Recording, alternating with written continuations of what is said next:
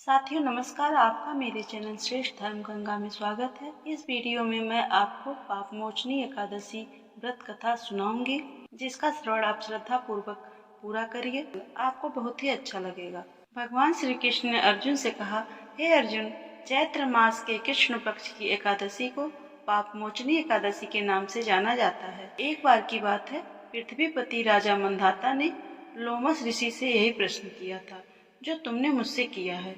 अतः जो कुछ भी ऋषि लोमस ने राजा मंधाता को बताया वही मैं तुमसे कह रहा हूँ। राजा मंधाता ने महर्षि लोमस से पूछा, हे ऋषि श्रेष्ठ, मनुष्य के पापों का मोचन किस प्रकार संभव है?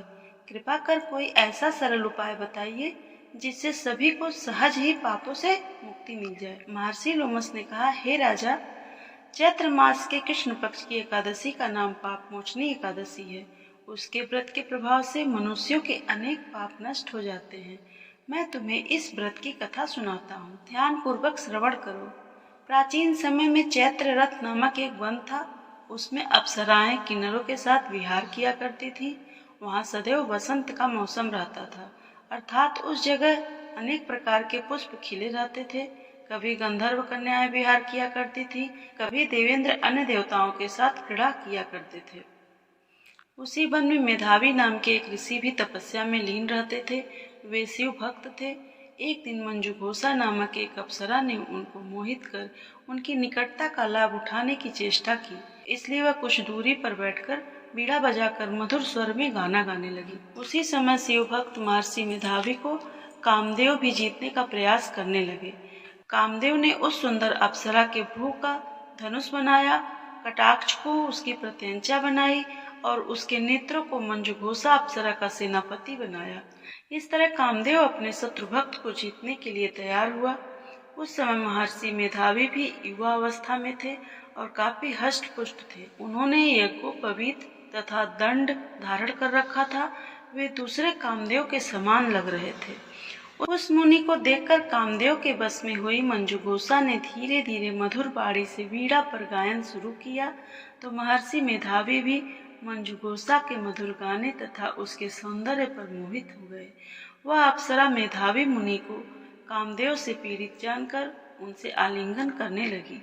महर्षि मेधावी उसके सौंदर्य पर मोहित होकर शिव रहस्य को भूल गए और काम के वशीभूत होकर उसके साथ रमण करने लगे।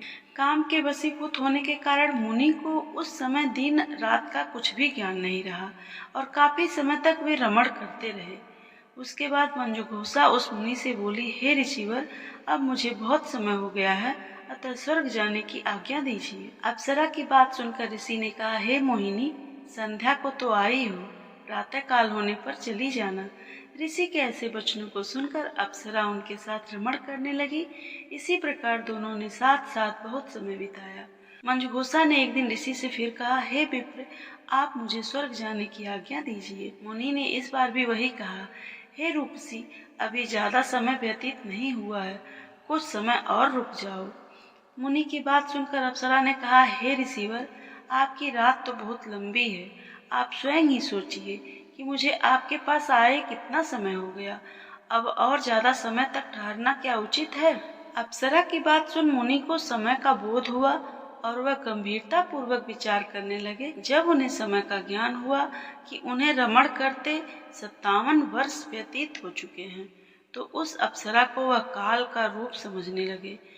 इतना ज्यादा समय भोग विलास में व्यर्थ चला जाने पर उन्हें बहुत ही क्रोध आया। अब वह भयंकर क्रोध में जल रहे थे और उनके तप का नाश करने वाली अप्सरा की तरफ भ्रिकुटी तान कर देखने लगे। क्रोध से उनके अधर कांपने लगे और इंद्रियां बेकाबू होने लगी।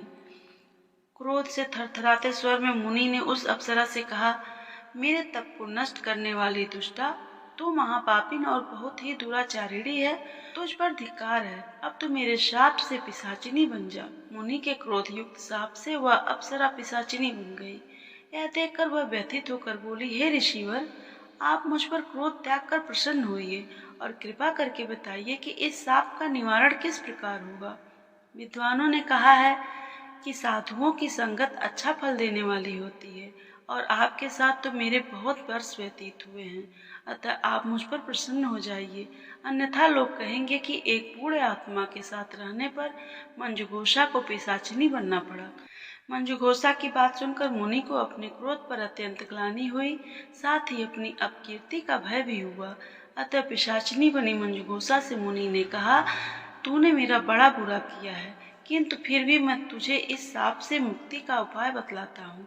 चैत्र मास के कृष्ण पक्ष की जो एकादशी है, उसका नाम पाप मोचनी है। उस एकादशी का उपवास करने से तेरी पिशाचिनी की देह से मुक्ति हो जाएगी। ऐसा कहकर मुनि ने उसको व्रत का सब विधान समझा दिया। फिर अपने पापों का प्रायश्चित करने के लिए वह अपने पिता च्यवन ऋषि के पास गए। च्यवन ऋषि ने अपने पुत्र मेधावी को देखकर कहा, हे पुत्र, ऐसा क्या किया है तूने कि तेरे सभी तप नष्ट हो गए हैं, जिससे तुम्हारा समस्त तेज मलिन हो गया है। मेधावी मुनि ने लज्जा से अपना सिर झुकाकर कहा, पिताश्री, मैंने एक अप्सरा से रमण करके बहुत बड़ा पाप किया है। इसी पाप के कारण संभवतः मेरा सारा तेज और मेरे तप नष्ट हो गए हैं। कृपया करके आप इस पाप से छूटने का उपाय बतलाइए। ऋषि ने कहा, हे पुत्र, तुम चैत्र माह के कृष्ण पक्ष की पाप मोचनी एकादशी का विधि पूर्वक तथा भक्ति पूर्वक उपवास करो, इससे तुम्हारे सभी पाप नष्ट हो जाएंगे। अपने पिता च्यवन ऋषि के वचनों को सुनकर मेधावी मुनि ने पाप मोचनी एकादशी का विधि पूर्वक व्रत किया। उसके प्रभाव से उनके सभी पाप नष्ट हो गए। मंजुघोषा अप्सरा भी पाप मोचनी एकादशी का उपवास करने से पिशाचिनी की देह से छूट गई और पुनः अपना सुंदर रूप धारण कर स्वर्गलोक चली गई। इस प्रकार मेधावी मुनि और मंजुघोषा को पाप मोचनी एकादशी व्रत करने से उन्हें पाप से मुक्ति मिली। लोमस मुनि कहते हैं, हे राजन, इस पाप मोचनी एकादशी के प्रभाव से समस्त पाप नष्ट हो जाते हैं।